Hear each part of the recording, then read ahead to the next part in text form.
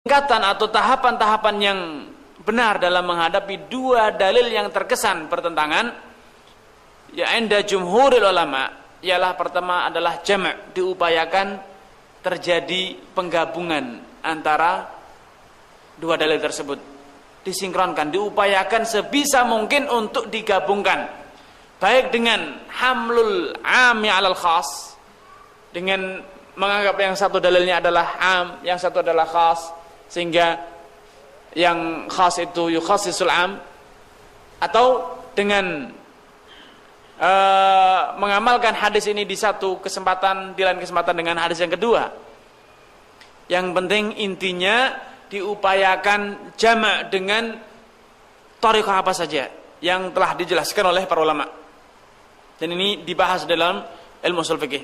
Bila jama' tidak mungkin diterapkan, maka barulah ada upaya atau ada marhalah selanjutnya, yaitu nasakh.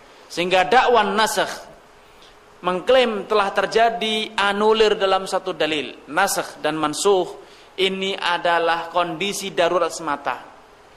Hanya kita tempuh di saat tidak mungkin ditemukan kompromi antara dua dalil. Tidak mungkin dikompromikan.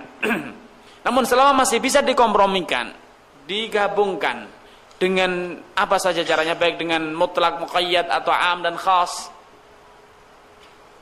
maka diupayakan untuk digabung. Nah, menghadapi hadis Talq bin Ali dan hadis Busrah, mereka mengatakan ada upaya, ada jalur tengah yang bisa kita tempuh untuk menggabungkan keduanya. Mereka mengatakan hadis Talq bin Ali itu yubayinu al-jawaz, menjelaskan hukum boleh dan tidaknya. Namun hadis Busrah itu mahmulun alal istihbab. Mahmulun ala madza? Al-istihbab. Sekedar disunahkan, bukan perintah wajib. Bukan perintah wajib.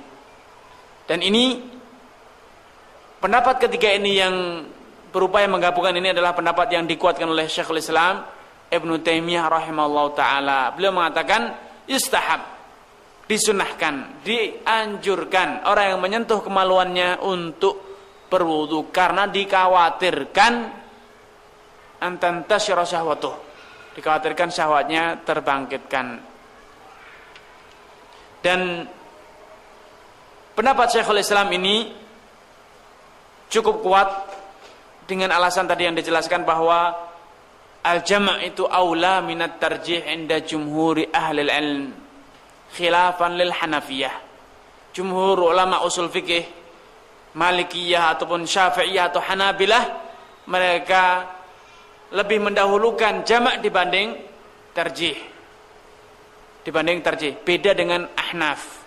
Ulama Ahnaf mereka mengatakan at-tarjih aula minal jama'.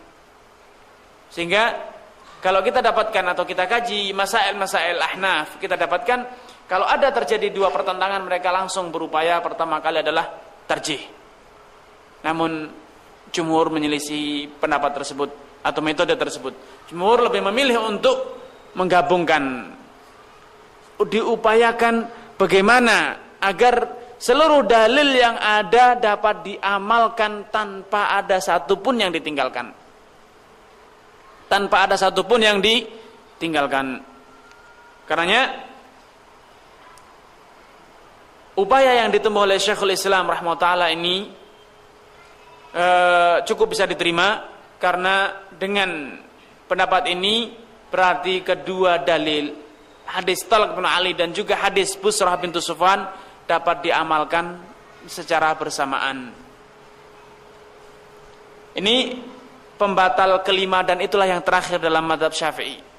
Namun sejatinya masih ada pembatal keenam yang tidak disebutkan karena memang tidak diakui dalam mazhab Syafi'i, yaitu aklu lahmil jazur, memakan daging onta. Menurut mazhab Syafi'i, memakan daging onta tidak membatalkan karena kaidahnya Imam Syafi'i telah membuat kaidah dalam kitabnya Al-Um. Beliau mengatakan al-wudu'u mimma yakhruju la mimma yadkhul. Yang membatalkan wudu itu adalah segala sesuatu yang keluar dari tubuh kita. Kalau kita lihat khuruju ma kharaja minas sabilain, segala sesuatu yang keluar dari dubur dan kubul. Kemudian naum, itu juga hubungannya adalah karena dikhawatirkan keluar angin. Kemudian syukur atau namanya zawalul aql, hilangnya kesadaran. Kemudian bersentuhan dengan lawan jenis, itu adalah karena dikhawatirkan itu madinatu syahwah, kemungkinan keluar madhi. Begitu juga masul farj, ini adalah karena dikhawatirkan keluar sesuatu, yaitu madinatu syahwah. Karena kata Imam Syafi'i, al-wudu'u mimma yakhruju la mimma yadkhul. Yang membatalkan wudu itu dalam mazhab Syafi'i, menurut Imam Syafi'i adalah segala sesuatu yang keluar dan bukan yang masuk. Dan aklul lahmil jazur itu dalam memasukkan sesuatu ke dalam perut kita, sehingga tidak ada alasan untuk dikatakan telah batal wudunya. Namun klaim ini, pendapat ini tentu tidak begitu kuat, kurang begitu kuat, karena telah terbukti banyak ditemukan dalil-dalil. Misalnya hadis Jabir ibn Samurah radhiyallahu taala anhu, datang anna rajulan sa'ala Rasulullah sallam ana tawadda'u min luhumil ghanam. Jabir bin Samurah meriwayatkan, ada seorang laki-laki yang bertanya kepada Rasulullah sallallahu alaihi wasallam, "Ya Rasulullah, apakah kita harus berwudu karena makan daging kambing?" Kata Rasulullah sallallahu alaihi wasallam, "In syi'ta, kalau kamu mau, silakan." Kemudian lelaki tersebut bertanya kembali kepada Rasulullah sallallahu alaihi wasallam, "Anusalli fi marabidil ghanam?" Qala sallu in syi'ta. Apakah kita boleh salat di kandang kambing? Kata Rasulullah, salatlah kalau kalian mau. Kemudian lelaki tersebut kembali bertanya, ana tawadda'u min luhumil ibil? Apakah kami harus berwudu gara-gara makan daging onta? Kata Rasulullah, tawadda'u, berwudulah. Dengan sighatu amrin, dengan perintah. Nah, ulama-ulama yang mengatakan bahwa aklul lahmil jazur itu membatalkan wudu, mereka berkata ini adalah tawaddu, adalah kata amr. Al aslu fil amri annahu lil wujub. Hukum asal setiap perintah itu artinya adalah wajib. Dan ini adalah kata perintah. Kemudian hadis Jabir ibn Samurah ini juga didukung oleh hadis Abu Hurairah, hadis-hadis yang lainnya. Dan bahkan dari sebagian riwayat Rasulullah SAW memberikan klarifikasi alasan mengapa memakan daging onta dapat membatalkan wudu. Di riwayat lain tersebut Rasulullah menjelaskan bahwa al-ibilu, onta itu khuliqat min syaitan atau khuliqat minal jin. Onta itu diciptakan dari jin atau dari setan. Mungkin antum bertanya, berarti jinnya ditangkap kemudian dirubah jadi onta? Bukan itu maksudnya. Ini hanya sekedar tasbih, mubalaghah, hanya sekedar tamthil, perumpamaan. Bahwasanya pada ibil, pada onta itu terdapat kuwah syaitaniyah, memiliki pengaruh seperti pengaruhnya setan. Apa? Dijelaskan dalam riwayat lain. Rasulullah SAW mengatakan, as-sakinatu fi ahlil wabar. Sungguhnya kedamaian, ketenangan itu ada pada penggembala atau pemilik kambing. Namun wal ghilzadu wal jafa, perbuatan kasar, sikap perangai yang kaku, itu ada fi ahli, ada pada dimiliki oleh para penggembala onta, kata Rasulullah SAW. Nah, inilah yang dijelaskan, ini yang dimaksud oleh Rasulullah SAW, bahwa ibil itu diciptakan dari jin. Maksudnya pada onta itu terdapat karakter seperti karakternya setan, yaitu al-murud, suka membangkang, sulit dikendalikan, dan sifatnya, karakternya kaku.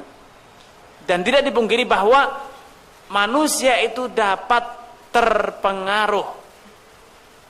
Manusia itu terpengaruh dengan makanan yang ia makan. Karenanya terbukti al-jafa, sifat kaku, keras, itu biasanya ada pada para penggembala onta. Makanya Allah Subhanahu wa taala mencela orang-orang yang tinggalnya di a'rab, di pedalaman, yang biasanya mereka yatanaqalun, berpindah-pindah mengikuti ontanya. Allah mengatakan al-a'rabu asyaddu kufran. Sungguhnya orang A'rab itu orang yang lebih keras kekufurannya. Kenapa? Mereka memiliki peranginya buruk. Peranginya buruk. Nah, Syekhul Islam Ibnul Qayyim rahimahullah menjelaskan bahwa untuk meredam karakter atau pengaruh buruk daging onta ini, maka disyariatkan berwudu. Sebagaimana orang yang marah itu disyariatkan untuk berwudu untuk meredam amarahnya. Untuk meredam amarah. Dan kemudian Syekhul Islam Ibnu Taimiyah dalam sebagian mu'alafatnya menjelaskan, telah terbukti orang-orang yang memakan daging onta kemudian tidak berwudu setelahnya, itu betul-betul perangai onta ada pada dirinya. Kaku, keras, pemarah, dan pendendam. Ini karakter onta. Onta itu termasuk hewan yang sulit melupakan kejahatan orang. Walau sudah tahunan antum pukul onta, maka sekedar ngelihat wajah antum, dia akan ingat dan akan membalas dendamnya. Makanya onta itu tidak sembarangan. Tidak sembarangan orang bisa menundukkan onta. Ikhwan wa ahibbai, ini pembatal wudu yang keenam, dan ini adalah mazhab atau pendapat yang dirajihkan dan diamalkan dalam mazhab Hambali. Walaupun menurut mazhab Syafi'i tidak diakui, karena mereka beramalkan dengan hadis Abu Hurairah, kana akhirul amraini min Rasulullah sallallahu alaihi wasallam tarkul wudu mimma massatin nar. Kata Abu Hurairah, dahulu atau praktek Rasulullah SAW yang paling terakhir ialah beliau meninggalkan atau tidak berwudu dari daging yang dimasak dengan api. Mimma massatin nar, dari daging yang dipanggang. Hadis ini bersifat am. Bersifat am, tidak dijelaskan di situ daging sapi, onta, kambing atau yang lainnya. Karena hadis ini bersifat am, sedangkan hadis Jabir bin Samurah itu bersifat khas, maka menurut mazhab Hambali yang arjah, yang paling tepat ialah yang khas yuqaddam alal am. Dan yang dimaksud dari hadis Abu Hurairah tarkul wudu'i mimma massatin nar ialah tidak berwudu dari daging-daging selain daging onta. Setelah makan daging kambing, walaupun yang dipanggang atau yang lainnya, tidak perlu berwudu, tidak masalah. Daging sapi tidak berwudu, tidak masalah. Namun spesial daging unta tidak. Spesial daging unta tidak. Dan inilah pendapat yang lebih aqwa. Ikhwani wa hibbai, ini keenam pembatal wudu yang disebutkan oleh para fuqaha. 5 menurut mazhab Syafi'i, dan keenam itu tambahan, dan itulah pendapat yang dirajihkan dan diamalkan dalam mazhab Hambali. Dan Al-Imamun Nawawi rahimahullah ta'ala, beliau adalah tokoh sentral dalam mazhab Syafi'i. Beliau dalam kitabnya Majmu' mengatakan ada 2 hadis tentang wudu dengan gara-gara makan daging onta yang tidak ditemukan jawabannya, tidak ditemukan bantahannya. Makanya kata beliau, tidak ada alasan bagi kita untuk tidak mengatakan bahwa memakan daging onta itu